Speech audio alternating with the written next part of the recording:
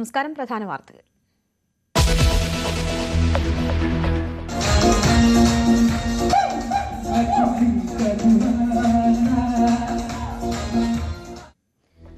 ജോലി സമയത്ത് കൃഷിവകുപ്പ് ഓഫീസിൽ പുതുവർഷാഘോഷം. ആടിയും പാടിയും ജീവനക്കാർ. ആഘോഷത്തിന്റെ ദൃശ്യങ്ങൾ പുറത്ത്.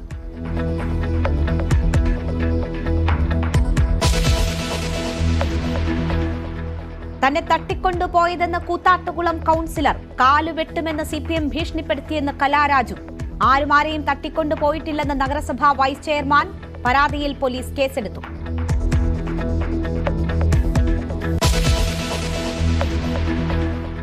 സെയ്ഫ് അലി ഖാനെ കുത്തിയ ആൾ പിടിയിൽ. ആകാശ് കനോജിയെ പിടിച്ചത് ഛത്തീസ്ഗഡിൽ തീവണ്ടിയിൽ നിന്ന്. മറ്റൊരാൾ കൂടി മധ്യപ്രദേശിൽ അറസ്റ്റിലായെന്നും റിപ്പോർട്ട്. താരത്തിന്റെ ആരോഗ്യത്തിൽ പുരോഗതി.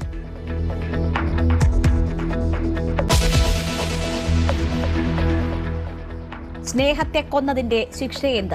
ഷാരോൺ കേസിൽ വിധി മറ്റന്നാൾ. ഗ്രീഷ്മയുടെ പ്രായം കണക്കിലെടുത്ത് ശിക്ഷാ ഇളവിന് പ്രതിഭാഗം. പ്രതിക്ക് ചെകുത്താന്റെ സ്വഭാവമെന്ന് പ്രോസിക്യൂഷൻ. മാധ്യമ വാർത്തകൾ നോക്കി വിധി പറയാനാകില്ലെന്ന് ജഡ്ജി.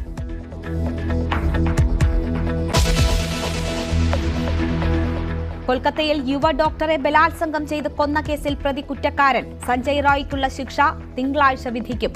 ജീവപര്യന്തമോ വധശിക്ഷയോ നൽകുമെന്ന് വാക്കാൽ പരാമർശിച്ച് ജഡ്ജി.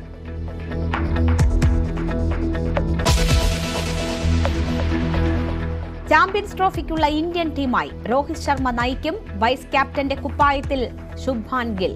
ഇടം കിട്ടാതെ സഞ്ജു സാംസൺ.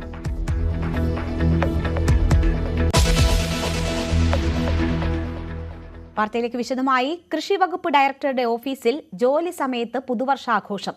നേരത്തെ മാറ്റിവെച്ച ആഘോഷമാണ് ഇന്ന് നടത്തിയത്. ഡയറക്ടർ അദീല അബ്ദുള്ള ഡൽഹിയിലായിരിക്കെയാണ് വികാസ് ഭവനിൽ ആഘോഷം നടന്നത്.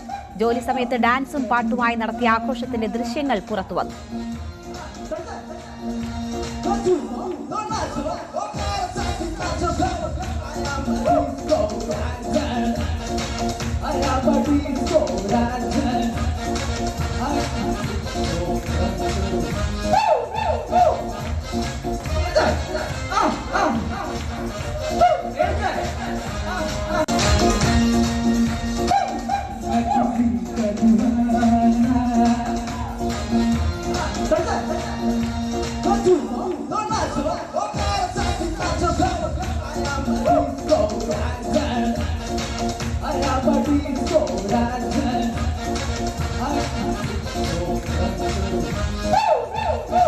വി അരുൺ വാർത്തയുടെ വിശദാംശങ്ങളുമായി ചേരുകയാണ്. അരുൺ, ഉദ്യോഗസ്ഥർ അല്പം റിലാക്സ്ഡ് ആയിട്ടൊക്കെ ജോലി ചെയ്യുന്നത് കുഴപ്പമില്ല, പക്ഷേ ഒരു പ്രവൃത്തി ദിവസം ഇത്ര വിപുലമായ രീതിയിലുള്ള ആഘോഷങ്ങളാണ് ജോലി മാറ്റിവെച്ചുകൊണ്ട് അവിടെ നടന്നത്.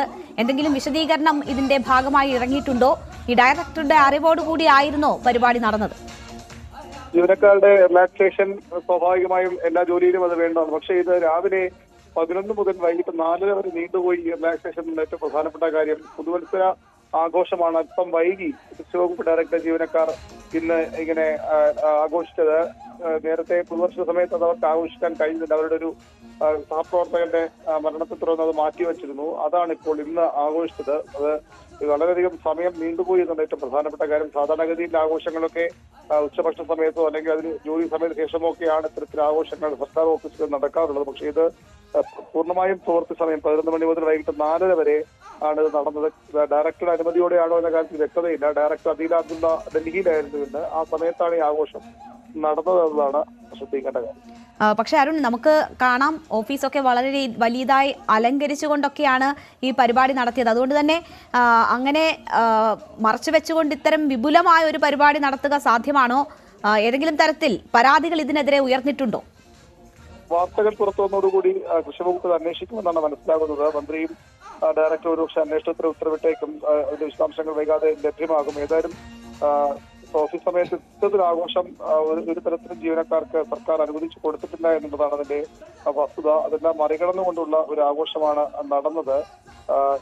ജീവനക്കാരുടെ ഉല്ലാസത്തിനൊക്കെ കൃത്യമായ സമയം അതിന് സർക്കാർ ജോലി സമയത്ത് ഇടവേളകൾ തന്നെ അവർക്കത് അത്തരം കാര്യങ്ങൾ ചെയ്യാനുള്ള അവകാശം സർക്കാർ കൊടുത്തിട്ടുണ്ട്. പക്ഷേ ഇതങ്ങനെയല്ല സംഭവിച്ചത്. രാവിലെ 11 മുതൽ വൈകിട്ട് 4:30 വരെ ഈ ആഘോഷം നീണ്ടുപോയി. സ്വാഭാവികമായും നിരവധി ആളുകൾ ഈ സമയത്തൊക്കെ അവിടെ വിവിധ ആവശ്യങ്ങൾക്ക് ഡയറക്ടറേറ്റാണ് ഷോപ്പിലെ ഏറ്റവും പ്രധാനപ്പെട്ട ഓഫീസാണ്. അവിടെ സ്വാഭാവികമായി ആളുകൾ വന്ന് പോകേണ്ടതാണ്. ആ സമയത്ത് അവർക്ക് തീർച്ചയായും ബുദ്ധിമുട്ടുണ്ടായിരിക്കണം. അതുകൊണ്ട് തന്നെ സർക്കാർ ഇക്കാര്യത്തിൽ അന്വേഷണം നടത്തുമെന്ന് തന്നെയാണ് തീർച്ചയായും. എന്തായാലും ഓരോ ഫയലും ഓരോ ജീവിതങ്ങൾ എന്ന മുഖ്യമന്ത്രിയുടെ വാക്കുകൾ തന്നെയാണ് ഇവിടെ ഓർമ്മിക്കേണ്ടത്. ഒരു ദിവസം മുഴുവൻ മാറ്റിവെച്ചുകൊണ്ട് ഒരാഘോഷം സർക്കാർ ഓഫീസിൽ നടക്കുന്നു. അതിൽ ഇനി എന്ത് നടപടി ഉണ്ടാകുന്നു എന്നുള്ളതാണ് കാത്തിരിക്കുന്നത്. ഡയറക്ടറുടെ ഉൾപ്പെടെയുള്ള പ്രതികരണവും നിർണായകമാണ്. വി അരുണാണ് വാർത്തയുടെ വിശദാംശങ്ങൾ നൽകിയത്.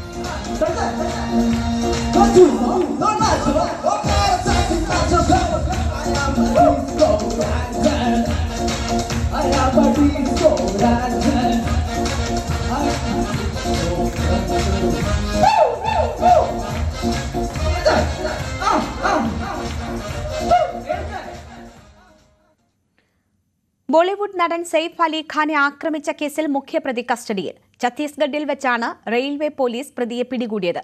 മധ്യപ്രദേശിൽ നിന്ന് മറ്റൊരാളെ കൂടി കേസുമായി ബന്ധപ്പെട്ട് കസ്റ്റഡിയിലെടുത്തിട്ടുണ്ട്. നടൻ സെയ്ഫ് അലി ഖാന് മുംബൈയിലെ വീട്ടിൽ വെച്ച് കുത്തേറ്റ സംഭവത്തിൽ മുഖ്യപ്രതി 31-കാരനായ ആകാശ് കൈലാഷ് ഖനോജിയാണ് പിടിയിലായത്. മുംബൈ ഹൗറ ജ്ഞാനേശ്വരി എക്സ്പ്രസിൽ നിന്നാണ് പ്രതിയെ കസ്റ്റഡിയിലെടുത്തത്. ഉച്ചയ്ക്ക് 2 മണിയോടെ ട്രെയിൻ ദുർഗ സ്റ്റേഷനിൽ എത്തിയപ്പോൾ സഹയാത്രികർക്കാണ് ആദ്യം സംശയമുണ്ടായത്. ജനറൽ കമ്പാർട്ട്മെന്റിൽ നിന്നിറക്കി പ്രതിയെ റെയിൽവേ പോലീസ് ഉടൻ തന്നെ കസ്റ്റഡിയിലെടുത്തു. മുംബൈ പോലീസ് പ്രതിയുടെ ഫോട്ടോയും മറ്റും RPFന് നേരത്തെ തന്നെ അയച്ചു നൽകിയിരുന്നു. പ്രതിയെ മുംബൈയിൽ നിന്ന് പോലീസ് ഉദ്യോഗസ്ഥർ വീഡിയോ കോളിലൂടെ ആദ്യം ചോദ്യം ചെയ്തു. തുടർന്നാണ് മുംബൈയിൽ നിന്നുള്ള പ്രത്യേക സംഘം പ്രതിയെ അറസ്റ്റ് ചെയ്യാനായി ദുർഗിലേക്ക് യാത്ര തിരിച്ചത്. കേസുമായി ബന്ധപ്പെട്ട് മറ്റൊരു പ്രതിയെ കൂടി മധ്യപ്രദേശിൽ വെച്ച് മുംബൈ പോലീസ് കസ്റ്റഡിയിലെടുത്തിട്ടുണ്ട്. ഇയാളെ ചോദ്യം ചെയ്തു വരികയാണ്. കഴിഞ്ഞ വ്യാഴാഴ്ച പുലർച്ചെ ബാന്ദ്രയിലെ വീട്ടിൽ നടന്ന ആക്രമണത്തിൽ നടന് കഴുത്തിനും നട്ടെല്ലിനും സമീപം ഉൾപ്പെടെ 6 കുത്തുകളേറ്റിരുന്നു. സെയ്ഫ് അലി ഖാനെ ലീലാവതി ആശുപത്രിയിൽ പ്രവേശിപ്പിച്ച് അടിയന്തര ശസ്ത്രക്രിയയ്ക്ക് വിധേയനാക്കി. ഇപ്പോൾ ആരോഗ്യനില തൃപ്തികരമെന്ന് ആശുപത്രി വൃത്തങ്ങൾ അറിയിക്കുന്നു. അക്രമി ദാദറിലെ ഒരു കടയിൽ നിന്ന് ഹെഡ്ഫോണുകൾ വാങ്ങുന്ന CCTV ദൃശ്യങ്ങൾ പുറത്തു വന്നിരുന്നു. പിന്നീട് ബാന്ദ്ര റെയിൽവേ സ്റ്റേഷനിലും ദാദർ റെയിൽവേ സ്റ്റേഷനിലും പ്രതിയെത്തിയതായി പോലീസിന് വ്യക്തമായിരുന്നു. മുംബൈയിൽ നിന്ന് മറ്റൊരിടത്തേക്ക് ട്രെയിൻ വഴി രക്ഷപ്പെടാൻ അക്രമി ശ്രമിക്കുമെന്ന് പോലീസ് മുൻകൂട്ടി കണ്ടിരുന്നു. അതുകൊണ്ട് തന്നെയാണ് ഉദ്യോഗസ്ഥർ പ്രത്യേക സംഘങ്ങളായി തിരിഞ്ഞ് നഗരത്തിലെ വിവിധ റെയിൽവേ സ്റ്റേഷനുകളിലെ CCTV ദൃശ്യങ്ങൾ പരിശോധിച്ചത്. മുഖ്യപ്രതി പിടിയിലായതോടെ കേസിനെ സംബന്ധിക്കുന്ന കൂടുതൽ വിവരങ്ങൾ വൈകാതെ പുറത്തുവരും. News desk news 18. Parassala Sharoon വധക്കേസിൽ കോടതിയിൽ അന്തിമവാദം പൂർത്തിയായി. പ്രതികൾക്കുള്ള ശിക്ഷ തിങ്കളാഴ്ച വിധിക്കും. ഗ്രീഷ്മയ്ക്ക് എന്തെങ്കിലും പറയാനുണ്ടോ എന്ന കോടതിയുടെ ചോദ്യത്തിന് ഗ്രീഷ്മ കോടതിയിൽ കത്തിലൂടെ എഴുതി നൽകി. പഠിക്കണമെന്നും ബിരുദാനന്തര ബിരുദം നേടിയിട്ടുണ്ട് എന്നുമാണ് കത്തിലുള്ളത്. അതിനാൽ ശിക്ഷയിൽ പരമാവധി ഇളവ് അനുവദിക്കണമെന്ന് ഗ്രീഷ്മ ആവശ്യപ്പെട്ടു. അട്ടക്കുളങ്ങര വനിതാ ജയിലിൽ നിന്ന് കനത്ത പോലീസ് സുരക്ഷയിലാണ് രാവിലെ 10:30 ഗ്രീഷ്മയെ നെയ്യാറ്റിൻകര സെഷൻസ് കോടതിയിൽ എത്തിച്ചത്. 11 മണിക്ക് കോടതി നടപടികൾ ആരംഭിച്ചു. 11:16 കേസ് പരിഗണിച്ചു. ഭാവഭേദങ്ങളൊന്നുമില്ലാതെ പ്രതിക്കൂട്ടിൽ ഗ്രീഷ്മയും അമ്മാവനും. ഷാരോൺ രാജ് വധക്കേസിൽ കൊല ചെയ്യപ്പെട്ടത് സ്നേഹമാണെന്നും നിഷ്കളങ്കനായ യുവാവിനെ സ്നേഹം നടിച്ച് പ്രലോഭിപ്പിച്ച് വീട്ടിൽ വിളിച്ചു വരുത്തി കാപ്പിക്കെന്ന കളനാശിനി കലർന്ന കഷായം അമിത അളവിൽ നൽകി മരണം ഉറപ്പുവരുത്താനുള്ള ആസൂത്രിതമായ നീക്കമാണ് നടന്നതെന്നുമായിരുന്നു പ്രോസിക്യൂഷന്റെ പ്രധാന വാദം. ചെകുത്താന്റെ മനസ്സുള്ള ഒരാൾക്ക് ഇങ്ങനെയൊരു കൊലപാതകം ആസൂത്രണം ചെയ്യാനാകൂ. 2022 ഒക്ടോബർ 14 വിഷം കലർത്തിയ കഷായം കുടിച്ചതിന് പിന്നാലെ 11 ദിവസം ഷാരോൺ അനുഭവിച്ച മരണവേദന സമാനതകൾ ഇല്ലാത്തതാണ്. ചുണ്ടുമുതൽ അടിവയർ വരെ ആന്തരിക അവയവങ്ങൾക്ക് പൊള്ളലേറ്റ് രക്തസ്രാവത്തെ തുടർന്നാണ് യുവാവിന് ജീവൻ നഷ്ടപ്പെട്ടത്. ഈ കൊടും ക്രൂരകൃത്യത്തിന് വധശിക്ഷ നൽകാൻ കോടതി തയ്യാറാകണമെന്നും പ്രോസിക്യൂഷൻ. അതേസമയം പെൺകുട്ടിയുടെ ജീവിതത്തിൽ നിന്ന് ഷാരോൺ രാജ് ഒരിക്കലും ഒഴിഞ്ഞു പോകില്ലെന്ന സ്ഥിതി വന്നതോടെയാണ് മറ്റ് ക്രിമിനൽ പശ്ചാത്തലങ്ങളൊന്നുമില്ലാത്ത ഗ്രീഷ്മ ഇത്തരമൊരു കുറ്റകൃത്യത്തിന് മുതിർന്നതെന്നായിരുന്നു പ്രതിഭാഗത്തിന്റെ വാദം. പ്രണയം നടിച്ച് വിവിധ സ്ഥലങ്ങളിൽ എത്തിച്ച യുവതിയുമൊത്തുള്ള സ്വകാര്യ ദൃശ്യങ്ങൾ ഷാരോൺ മൊബൈലിൽ പകർത്തി. ഇത് കാണിച്ച് ഭീഷണിപ്പെടുത്തി. തനിക്ക് കിട്ടാത്തത് ആർക്കും കിട്ടേണ്ടെന്ന നിലപാടായിരുന്നു ഷാരോണിനെന്നും പ്രതിഭാഗം. ഒഴിഞ്ഞു പോകണമെന്ന് ആവർത്തിച്ച് പറഞ്ഞിട്ടും യുവാവ് വഴങ്ങിയില്ല. ഒടുവിൽ ആത്മഹത്യ മാത്രം പോംവഴിയെന്ന സ്ഥിതിയിലേക്ക് പെൺകുട്ടിയെത്തി. ഇതോടെയാണ് കുറ്റകൃത്യത്തിന് നിർബന്ധിതമായത്. പ്രായവും വിദ്യാഭ്യാസ യോഗ്യതയും ഭാവിയും പരിഗണിച്ച് ശിക്ഷയിൽ ഇളവ് നൽകണമെന്ന് ഗ്രീഷ്മ ജഡ്ജിക്ക് മുമ്പാകെ മൊഴി നൽകി. മാധ്യമ വാർത്തകൾ മാത്രം അടിസ്ഥാനമാക്കി കേസിൽ വിധി പറയാനാകില്ലെന്നായിരുന്നു നെയ്യാറ്റിങ്കര സെഷൻസ് ജഡ്ജി AM ബഷീറിന്റെ പ്രതികരണം. കേരളം ഉദ്വേഗത്തോടെ കാത്തിരിക്കുന്ന കേസിൽ തിങ്കളാഴ്ച കോടതി ശിക്ഷ വിധിക്കും. ക്യാമറമാൻ സന്തോഷ് കുമാറിനൊപ്പം നെയ്യാറ്റിൻകരയിൽ നിന്ന് ഡാൻ കുര്യൻ, ന്യൂസ് 18. ഷാരോൺ വധക്കേസിൽ തിങ്കളാഴ്ച ശിക്ഷ വിധിക്കാനിരിക്കെ പരമാവധി ശിക്ഷ ലഭിക്കുമെന്ന പ്രതീക്ഷയിലാണ് പ്രോസിക്യൂഷൻ. ശിക്ഷ കുറയ്ക്കാനുള്ള ശ്രമം പ്രതിഭാഗം കോടതിയിൽ നടത്തിയെങ്കിലും പരമാവധി ശിക്ഷ തന്നെ കിട്ടുമെന്ന പ്രതീക്ഷയിലാണ് ഷാരോണിന്റെ കുടുംബവും. പ്രതി കുറ്റം ചെയ്തെന്ന് കോടതി കണ്ടെത്തിയ സാഹചര്യത്തിൽ ശിക്ഷ പരമാവധി കുറയ്ക്കാനുള്ള നീക്കങ്ങളാണ് പ്രതിഭാഗം നടത്തിയത്. കുറ്റം സമ്മതിച്ചുകൊണ്ട് തന്നെ അതിന്റെ സാഹചര്യം ബോധിപ്പിക്കാനായിരുന്നു ശ്രമം. ശിക്ഷ പരമാവധി കുറയ്ക്കാനുള്ള വാദങ്ങളും ഉന്നയിച്ചു. പ്രതിയുടെ പ്രായവും ഷാരോണിന്റെ ക്രിമിനൽ പശ്ചാത്തലവും പ്രതിയുടെ ദൃശ്യങ്ങൾ ദുരുപയോഗിക്കുമോ എന്ന ഭയവും ആത്മഹത്യ മാത്രം ബാക്കിയായ പെൺകുട്ടിയുടെ നിസ്സഹായ അവസ്ഥയുമൊക്കെ ഉയർത്തിയതോടെ ശിക്ഷ പരമാവധി കുറയ്ക്കാനാകുമെന്ന പ്രതീക്ഷയിലാണ് പ്രതിഭാഗം. പ്രണയം നടിച്ച് വിശ്വാസവഞ്ചന നടത്തി വിളിച്ചുവരുത്തി കൊല ചെയ്തു എന്ന് പ്രോസിക്യൂഷൻ ആരോപിക്കുന്നു. പ്രണയമെന്ന പരിശുദ്ധ സങ്കല്പത്തെ തന്നെ കൊല ചെയ്ത കേസിൽ സമൂഹത്തിന് സന്ദേശമാകും വിധിയെന്നാണ് പ്രതീക്ഷയെന്ന് public prosecutor VS Vineeth Kumar പറഞ്ഞു. പ്രണയം എന്ന് പറയുന്നത് വളരെ പരിപാവനമായിട്ടുള്ള ഒരു കാര്യമായിട്ട് കാണുകയും ഈ ഷാരോൺ രാജിനെ പ്രണയം നടിച്ച് വിശ്വാസവഞ്ചന നടത്തി വിളിച്ചു വരുത്തി ഒരു കൊലപാതകം നടത്തി എന്നുള്ള നിസ്സംശയം കോടതിയിൽ സാഹചര്യ തെളിവുകൾ കൊണ്ട് തെളിഞ്ഞിരിക്കുന്ന ഒരു കേസാണ്. പ്രതി ഉയർത്തിയ ആത്മഹത്യാവാദം അന്വേഷണ ഉദ്യോഗസ്ഥൻ തള്ളി. ഷാരോണിന്റെ ചികിത്സാ ഘട്ടത്തിൽ പോലും സഹകരിക്കാതിരുന്ന പ്രതി മരണം ഉറപ്പാക്കാനാണ് ശ്രമിച്ചതെന്ന് അന്വേഷണ ഉദ്യോഗസ്ഥൻ പറഞ്ഞു. മറ്റ് തെളിവുകൾ വെച്ച് ചോദിച്ചപ്പോൾ അവസാനം പിടിച്ചു നിൽക്കാനാവാതെ എല്ലാ ഉത്തരവും മുട്ടിയ അവസരത്തിലാണ് ഇങ്ങനെ ഒരു കുറ്റകൃത്യം ചെയ്തു എന്ന്, അതും പൂർണ്ണമായിട്ടും പറഞ്ഞില്ല, ചെയ്തു എന്ന് അർത്ഥ രീതിയിൽ സമ്മതിച്ചു. അന്വേഷണവുമായിട്ട് പ്രതി സഹകരിച്ചിരുന്നു. സഹകരിക്കാതിരിക്കാൻ പറ്റില്ലായിരുന്നു എന്ന് പറഞ്ഞിട്ടുണ്ട്. ഒന്നും ഒളിച്ചു വെക്കാൻ പറ്റുന്ന രീതിയിൽ എല്ലാം പഴുതറച്ചിട്ടുള്ള അന്വേഷണമായിരുന്നു. കോടതിയിൽ വിശ്വാസമുണ്ടെന്നും തിങ്കളാഴ്ച ശിക്ഷ വിധിക്കുമ്പോൾ പരമാവധി ശിക്ഷ തന്നെ പ്രതിക്ക് ലഭിക്കുമെന്ന പ്രതീക്ഷയാണ് ഷാരോണിന്റെ കുടുംബം പങ്കുവച്ചത്. ബഹുമാനപ്പെട്ട കോടതിയിൽ വിശ്വാസമുണ്ട്. അപ്പോൾ ആ ഒരു വിശ്വാസത്തിലാണ് ഞങ്ങൾ പോകുന്നത്. പരമാവധി ശിക്ഷ, അതായത് മാക്സിമം കിട്ടാവുന്ന പരമാവധി ശിക്ഷ കിട്ടുമെന്നാണ് ഞങ്ങളുടെ പ്രതീക്ഷ. ന്യൂസ് 18 തിരുവനന്തപുരം. പാലക്കാട് മണ്ണാർക്കാട് ഭക്ഷണത്തിൽ വിഷം കലർത്തി മുത്തശ്ശിയെ കൊലപ്പെടുത്തിയ കേസിൽ കൊച്ചുമകനും ഭാര്യയ്ക്കും ജീവപര്യന്തം തടവ്. കരിമ്പുഴ സ്വദേശിനി നബീസ കൊല്ലപ്പെട്ട കേസിലാണ് ചെറുമകൻ ബഷീർ, ഭാര്യ ഫസീല എന്നിവർക്ക് മണ്ണാർക്കാട് പട്ടികജാതി പട്ടികവർഗ പ്രത്യേക കോടതി ശിക്ഷ വിധിച്ചത്. പ്രതികൾ 2 ലക്ഷം രൂപ പിഴയെടുക്കണമെന്നും കോടതി ഉത്തരവിട്ടു. നബീസയെ കൊലപ്പെടുത്തിയ കേസിൽ മകളുടെ മകൻ ബഷീർ, ഭാര്യ ഫസീല എന്നിവർ കുറ്റക്കാരെന്ന് കോടതി കഴിഞ്ഞ ദിവസം കണ്ടെത്തിയിരുന്നു. 2016 ജൂൺ 24 രാവിലെയാണ് മണ്ണാർക്കാട് കരിമ്പുഴ സ്വദേശി നബീസയുടെ മൃതദേഹം കണ്ടെത്തിയത്. മൃതദേഹത്തിനു സമീപത്തെ സഞ്ചിയിൽ നിന്ന് ആത്മഹത്യാക്കുറിപ്പും മൊബൈൽ ഫോണും കണ്ടെടുത്തിരുന്നു. എഴുതാനറിയാത്ത നബീസയുടെ ആത്മഹത്യാക്കുറിപ്പാണ് കൊലപാതകത്തിന്റെ ചുരുളഴിച്ചത്. റമദാൻ നോമ്പ് തുറക്കാനെന്ന വ്യാജേന വീട്ടിലേക്ക് വിളിച്ചു വരുത്തിയായിരുന്നു കൊലപാതകം. ചീരക്കറിയിൽ വിഷം കലർത്തി നൽകിയാണ് പ്രതികൾ ആദ്യ ശ്രമം നടത്തിയത്. ഇത് പാളിയെന്ന് ഉറപ്പായതോടെ രാത്രിയിൽ ബലമായി വായിലേക്ക് വിഷം ഒഴിച്ചു നൽകി മരണമുറപ്പിച്ചു. ഒരു ദിവസം മൃതദേഹം വീട്ടിൽ സൂക്ഷിച്ച് തൊട്ടടുത്ത ദിവസം റോഡിൽ ഉപേക്ഷിച്ചു. എഴുത്തും വായനയും അറിയാത്ത നബീസയുടെ സഞ്ചിയിൽ നിന്നും കണ്ടെടുത്ത ആത്മഹത്യാക്കുറിപ്പാണ് അന്വേഷണത്തിൽ വഴിത്തിരിവായത്. ആത്മഹത്യയാണെന്ന് വരുത്തി തീർക്കാൻ ഫസീലയാണ് ആത്മഹത്യാക്കുറിപ്പും സ്വിച്ച് ഓഫ് ചെയ്ത മൊബൈലും നബീസയുടെ സഞ്ചിയിൽ വെച്ചത്. ഒരു ബന്ധുവിന്റെ ആഭരണം നഷ്ടമായ സംഭവത്തിൽ ഫസീലയ്ക്ക് പങ്കുണ്ടെന്ന് നബീസ പറഞ്ഞതിലുള്ള വൈരാഗ്യമാണ് കൊലപാതകത്തിൽ കലാശിച്ചത്. നബീസയുടെ മരണത്തോടെ തന്റെ ചീത്തപ്പേരുകൾ മാറുമെന്ന കണക്കുകൂട്ടലിലായിരുന്നു കൊലപാതകത്തിന്റെ ആസൂത്രണം. അങ്ങനെ 2016 ജൂൺ 21 മണ്ണാർക്കാട്ടെ ബന്ധുവിന്റെ വീട്ടിലേക്ക് പോയ നബീസയെ 22 ബഷീർ താമസിക്കുന്ന വാടക വീട്ടിലേക്ക് കൊണ്ടുപോയി. അവിടെ വെച്ച് വിഷം നൽകി കൊലപ്പെടുത്തിയെന്നാണ് കേസ്. നബീസയെ കാണാനില്ലെന്ന് പരാതിപ്പെടാനും മൃതദേഹം കണ്ടെത്തിയപ്പോൾ പോലീസിന് മൊഴി നൽകാനും മുന്നിലുണ്ടായിരുന്നത് ബഷീറാണ്. ആത്മഹത്യാക്കുറിപ്പും മൊബൈൽ ഫോണിലെ കോൾ ലിസ്റ്റും പരിശോധിച്ചാണ് പോലീസ് പ്രതികളിലേക്ക് എത്തിയത്.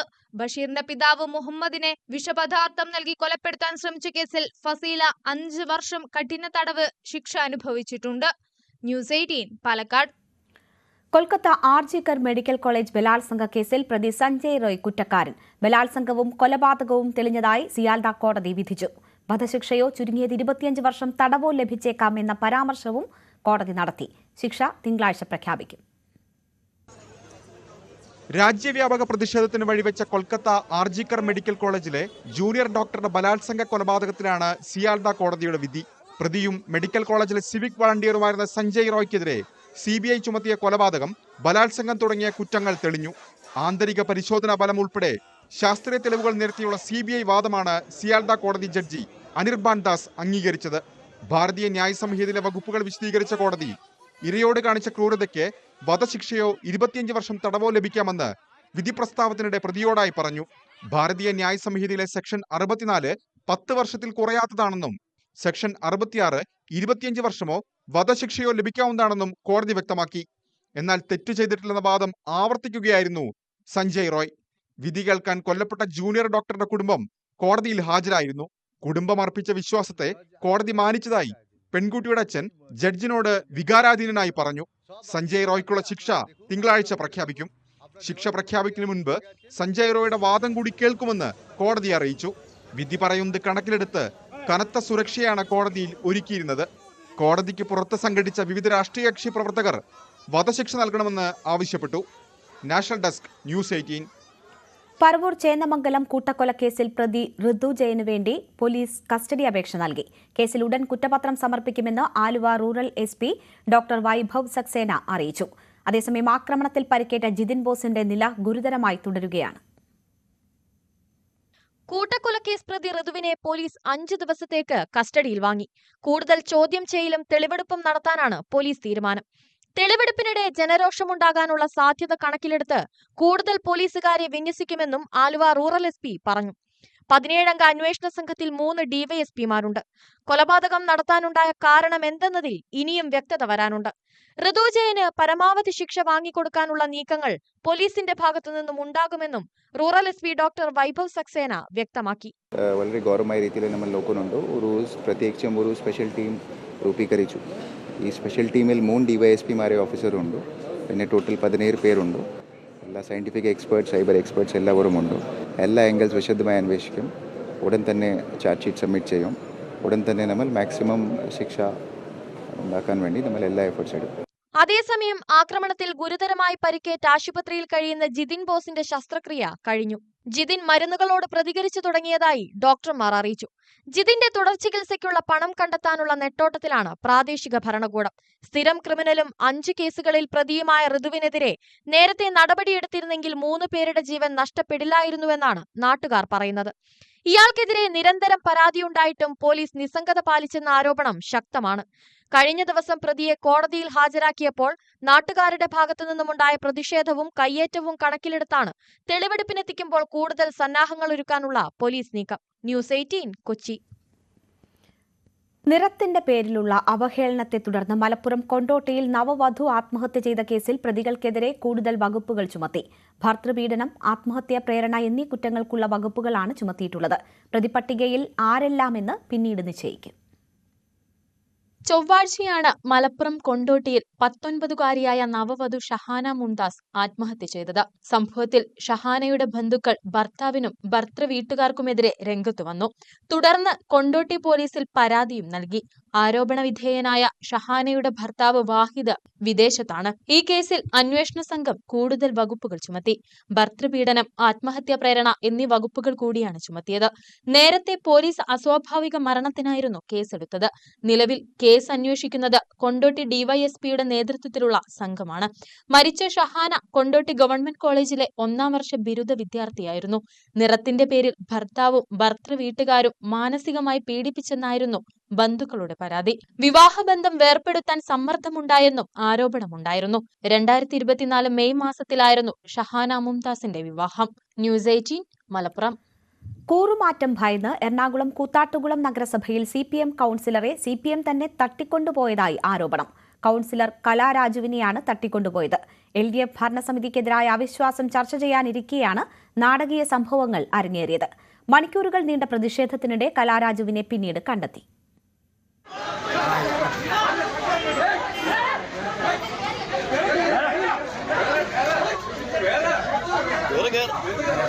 പോലീസ് നോക്കി നിൽക്കെ UDFന് അനുകൂലമായി നിന്ന് CPM കൗൺസിലറെ സംഭവസ്ഥലത്ത് നിന്നും LDF തട്ടിക്കൊണ്ടുപോയെന്നാണ് പരാതി. തട്ടിക്കൊണ്ടുപോയത് ചെയർപേഴ്സന്റെ ഔദ്യോഗിക വാഹനത്തിലാണെന്നും പറയുന്നു. കൂത്താട്ടുകുളം നഗരസഭാ അധ്യക്ഷ Vijaya Sivan, vice chairman Sunny Kuriakose എന്നിവർക്കെതിരെ UDF നൽകിയ അവിശ്വാസ പ്രമേയമാണ് ചർച്ച ചെയ്യാനിരുന്നത്. ഹൈക്കോടതി ഉത്തരവിന്റെ അടിസ്ഥാനത്തിൽ UDF കൗൺസിലർമാർക്ക് പോലീസ് പ്രത്യേക സുരക്ഷ ഒരുക്കിയെങ്കിലും സംഘർഷത്തിൽ കലാശിച്ചു.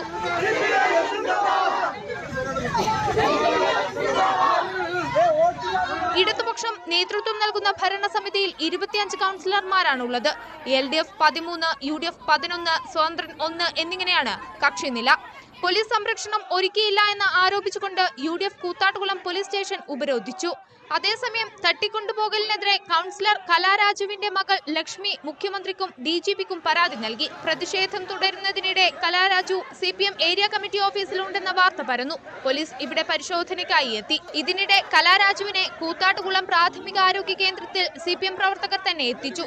കലാരാജുവിന്റെ മകൾ നൽകിയ പരാതിയിൽ നഗരസഭാ ചെയർമാനും വൈസ് ചെയർമാനും CPM നേതാക്കളും ഉൾപ്പെടെ 45ഓളം പേർക്കെതിരെ പോലീസ് കേസെടുത്തിട്ടുണ്ട്. ന്യൂസ് 18 കൊച്ചി. കടത്തിക്കൊണ്ടുപോയ സംഭവത്തിൽ പ്രതികരണവുമായി കൂത്താട്ടുകുളം നഗരസഭാ കൌൺസിലർ രംഗത്തെത്തി. തന്നെ കടത്തിക്കൊണ്ടുപോയത് പാർട്ടി നേതാക്കളെന്ന് CPM കൌൺസിലർ കലാരാജു പറഞ്ഞു. ഏരിയ കമ്മിറ്റി ഓഫീസിലേക്കാണ് കടത്തിക്കൊണ്ടുപോയത്. സ്ത്രീ എന്ന പരിഗണന നൽകിയില്ല. വസ്ത്രം വലിച്ചു കീറി, വാഹനത്തിലേക്ക് വലിച്ചിഴച്ചു.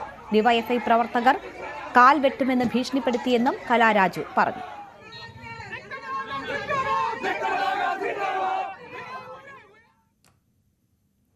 വയനാട് DCC ട്രഷറർ NM വിജയന്റെ ആത്മഹത്യാ കേസിൽ കോൺഗ്രസ് നേതാക്കൾക്ക് ആശ്വാസം.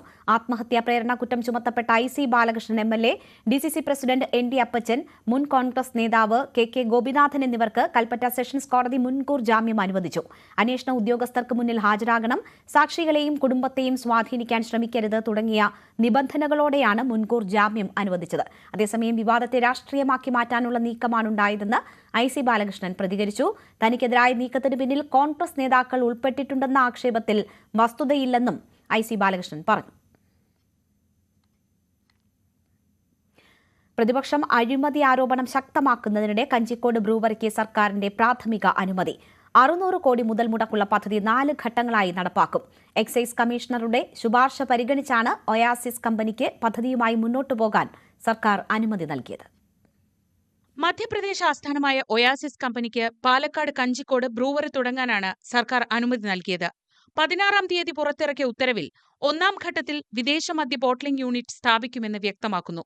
2-ാം ഘട്ടത്തിൽ എഥനോൾ നിർമ്മാണ യൂണിറ്റും 3-ാം ഘട്ടത്തിൽ മോൾട്ട് സ്പിരിറ്റ് പ്ലാന്റും നിർമ്മിക്കും. 4-ാം ഘട്ടത്തിലാകും ബ്രൂവറി. പദ്ധതിക്ക് ആവശ്യമായ വെള്ളം വാട്ടർ അതോറിറ്റി നൽകുമെന്നും ഉത്തരവിലുണ്ട്. പദ്ധതി ജലചൂഷണത്തിന് വഴിവെക്കുമെന്ന വിമർശനങ്ങൾക്കിടെ മഴവെള്ള സംഭരണി സ്ഥാപിച്ച് ജലചൂഷണം ഒഴിവാക്കാമെന്നും ഉത്തരവിൽ പരാമർശമുണ്ട്. സ്ഥാപനത്തിന് ആവശ്യമായ അസംസ്കൃത വസ്തുക്കളിൽ കേരളത്തിൽ ഉൽപ്പാദിപ്പിക്കുന്ന കാർഷിക വിളകൾ അടക്കമുള്ളതിനാൽ പദ്ധതി കാർഷിക മേഖലയ്ക്ക് ഗുണം ചെയ്യും. 20 വർഷത്തെ പ്രവൃത്തി പരിചയമുള്ള ഒയാസിസ് കമ്പനി സംസ്ഥാനത്ത് കൂടുതൽ തൊഴിലവസരം സൃഷ്ടിക്കുമെന്നും ഉത്തരവിലുണ്ട്. അതേസമയം പദ്ധതിക്ക് പിന്നിൽ വൻ അഴിമതിയുണ്ടെന്ന് പ്രതിപക്ഷം ആവർത്തിച്ചു. ഒയാസിസ് ഡൽഹി മദ്യനയ അഴിമതി കേസിൽ ഉൾപ്പെട്ട കമ്പനിയാണെന്നും പ്രതിപക്ഷം ആരോപിക്കുന്നു. ഡൽഹി മദ്യനയ അഴിമതി കേസിൽ പെട്ട കമ്പനിയാണ്. ഈ കമ്പനിയുടെ ഉടമയെ അറസ്റ്റ് ചെയ്തിട്ടുണ്ട്. ആ കേസിൽ പെട്ട് കിടക്കുകയാണ്. Ethanol plant, multi field distillation unit, IMFL bottling unit, brewery plant, അതുപോലെ wine plant, brandy plant, spirit plant, ഇതൊക്കെ കൊടുത്തിരിക്കുകയാണ് ഇതിന്റെ മറവിൽ. ടെൻഡർ വിളിക്കാതെ ഒയാസിസ് കമ്പനിയുടെ കയ്യിൽ നിന്നൊരു അപേക്ഷ എഴുതി വാങ്ങി ആ അപേക്ഷയുടെ പുറത്ത് ക്യാബിനറ്റിൽ കൊണ്ടുവന്ന് തീരുമാനമെടുക്കുന്നത് രാജഭരണകാലത്ത് പോലും നടക്കാത്തൊരു കാര്യമാണ്. ബ്രൂവറിക്ക് അനുമതി നൽകിയത് പൊതുസമൂഹത്തോടുള്ള വെല്ലുവിളിയാണെന്ന് വിമർശിച്ച് സർക്കാരിനെതിരെ KCBCയും രംഗത്ത് വന്നു. ന്യൂസ് 18 തിരുവനന്തപുരം. ബ്രൂവറിക്ക് അനുമതി നൽകിയതിൽ പ്രതിപക്ഷം അനാവശ്യ വിവാദങ്ങളാണ് ഉണ്ടാക്കുന്നതെന്ന് LDF കൺവീനർ TP രാമകൃഷ്ണൻ. താൻ എക്സൈസ് മന്ത്രിയായിരുന്ന കാലത്ത് തന്നെ ബ്രൂവറികൾ അനുവദിക്കുന്ന കാര്യത്തിൽ നയപരമായ തീരുമാനം LDF കൈക്കൊണ്ടിരുന്നു. കോവിഡ് കാലമായതിനാലാണ് അന്ന് വിവാദം ഒഴിവാക്കാനായി തീരുമാനത്തിൽ നിന്ന് പിന്നോട്ടു പോയതെന്നും TP രാമകൃഷ്ണൻ പറഞ്ഞു. ഇനി ഇന്നത്തെ സ്വർണം വെള്ളി നിരക്കുകൾ. കവിത ഗോൾഡ് ആൻഡ് ഡയമണ്ട്സ് ഇന്നത്തെ സ്വർണം വെള്ളി നിരക്കുകൾ നിങ്ങൾക്കായി സമർപ്പിക്കുന്നത് Kavita Gold and Diamonds. Choose your special. സ്വർണം 22 ക്യാരറ്റ് ഗ്രാമിന് 7,400 രൂപ, പവന് 59,200 രൂപ. സ്വർണം 18 ക്യാരറ്റ് ഗ്രാമിന് 6,140 രൂപ, പവന് 49,120 രൂപ. വെള്ളി ഗ്രാമിന് 99 രൂപ, കിലോയ്ക്ക് 99,000 രൂപ. കവിത ഗോൾഡ് ആൻഡ് ഡയമണ്ട്സ് ഇന്നത്തെ സ്വർണം വെള്ളി നിരക്കുകൾ നിങ്ങൾക്കായി സമർപ്പിക്കുന്നത് Kavitha gold and diamonds. Choose your special. Bulletin പൂർണ്ണമാകുന്നു. നമസ്കാരം.